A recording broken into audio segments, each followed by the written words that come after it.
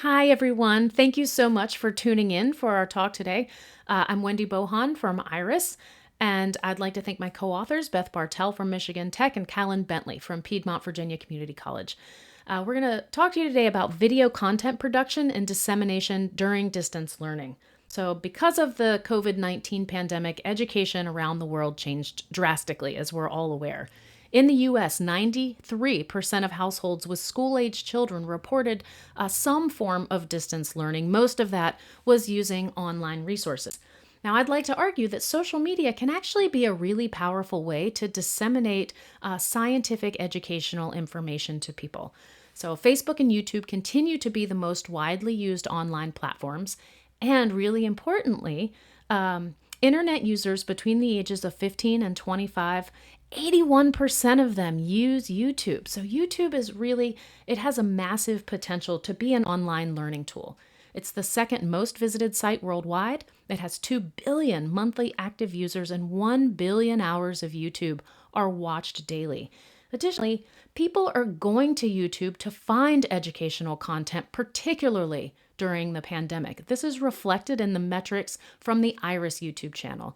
Now, IRIS is the Incorporated Research Institutions for Seismology, and our YouTube channel has a lot of information, educational content about geology, geophysics, earthquakes, that kind of thing.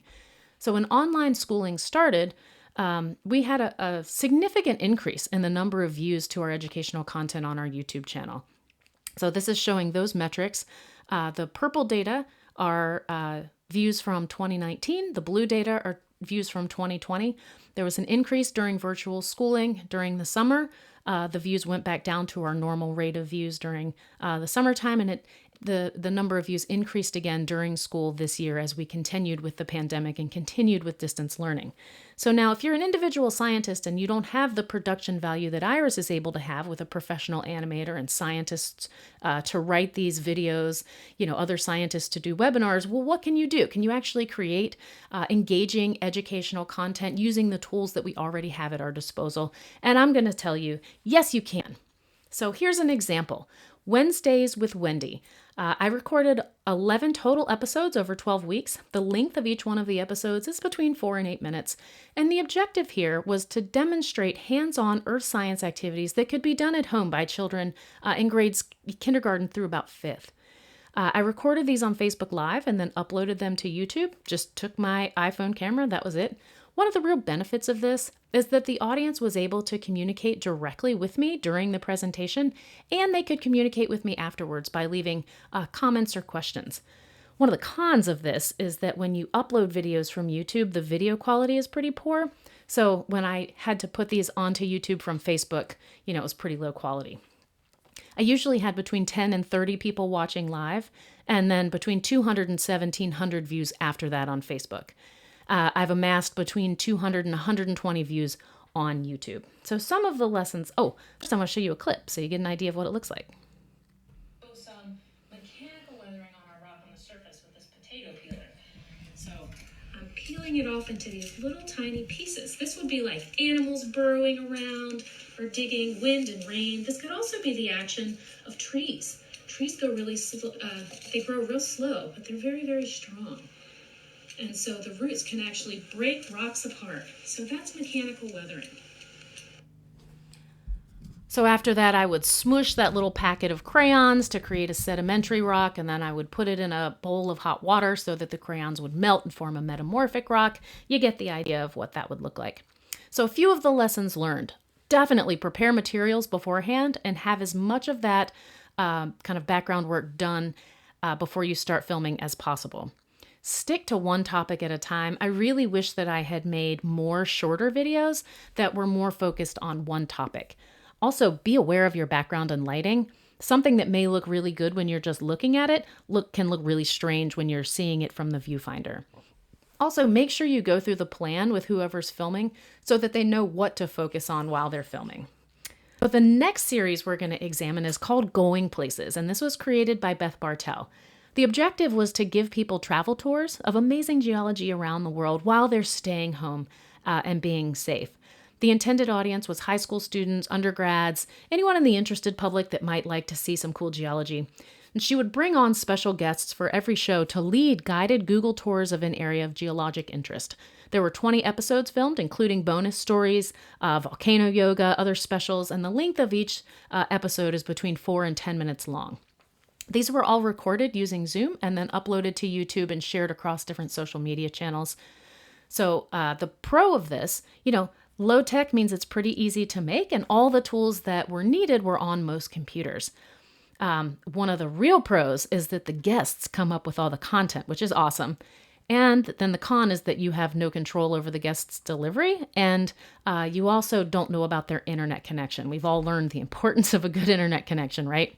So far, the reach for these is between 40 and 500 views on Facebook. So now I'll give you a little teaser of what these look like.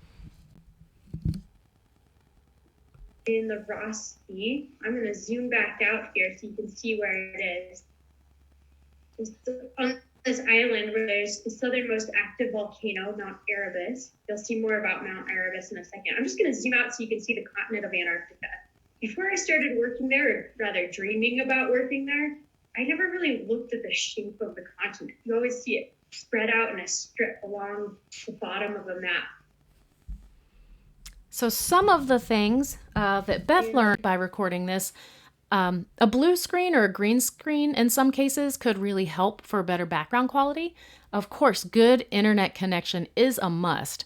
Writing out an outline to help guide the discussion can be really handy, and posting across multiple social media feeds really helps to increase reach because LinkedIn, Facebook, and Twitter, all of these platforms reach different audiences, so it's important to post to each one. So now we're going to talk a little bit about Rock du Jour by Callan Bentley and the Mini Professor. The objective of this show was to show and explain different types of rocks and how they form, and to tell the hidden stories in rocks. The secondary objective for Callan was to give his school-age sons something positive to do where he felt good about himself and could experience some virtual interaction. The intended audience were students in grades 5 to 12, undergraduate students, and the interested public. They made 20 episodes, all of them done with the assistant mini professor, and the length of each episode is 1 to 4 minutes. Most of the episodes were shot using the camera app on the PC, but the field-based episodes were shot using a Canon DSLR. They were then edited using the PC Photos app. All of these were then uploaded to YouTube and shared across social media. The pros, again, simple, low-tech, low complexity. Callan noted that one of the cons was that there's not quite as slick as some of the videos with voice overlays, annotations, things like that. But again, it's a cost-benefit relationship. How much time and effort and money are you willing to spend on the editing software? So that's just something to consider. The reach for this show, between 70 and 275 views on YouTube. And so now I'll show you a little teaser of Rock du Jour.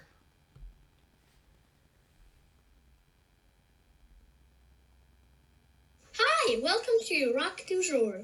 Here it is. No. Here it is.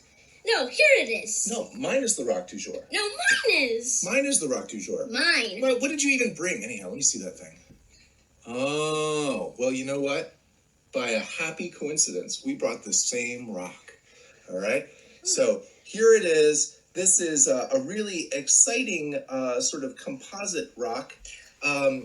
Both Baxter and I brought round cobbles, go ahead and take yours back, of quartz sandstone.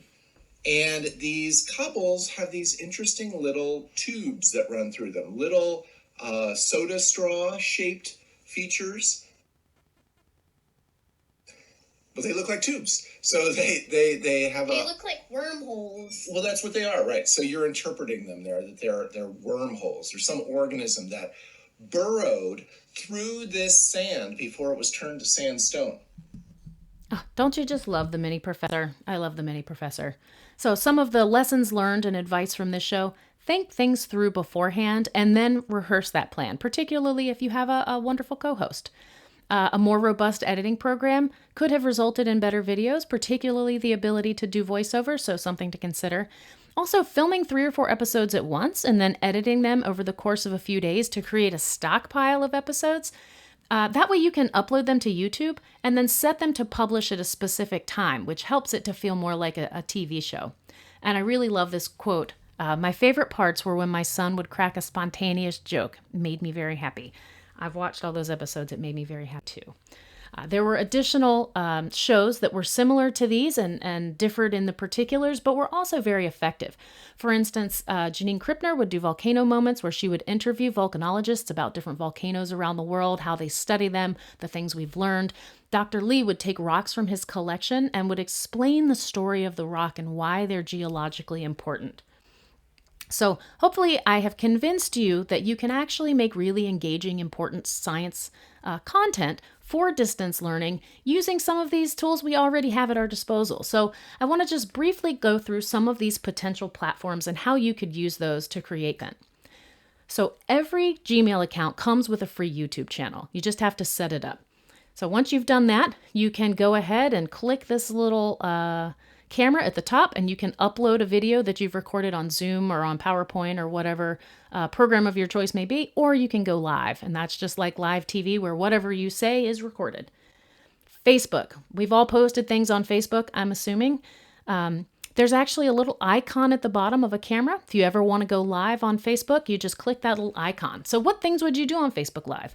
It's a great way to talk about an event like, say, a hurricane or an earthquake, something that's captured the public's attention that they might want to know more about. You can lend some scientific context to that. Give a tour of your lab or facility. Give people access to spaces that they wouldn't normally have access to. This is a great resource for doing field trips. You can record yourself talking about every field trip stop and really show the importance of different things in the field. Not every student is able to go into the field for a variety of reasons, and this can really help to increase access. Do demonstrations like I did during my Facebook Lives. So these are showing examples from Instagram. Instagram is a photo and video sharing app.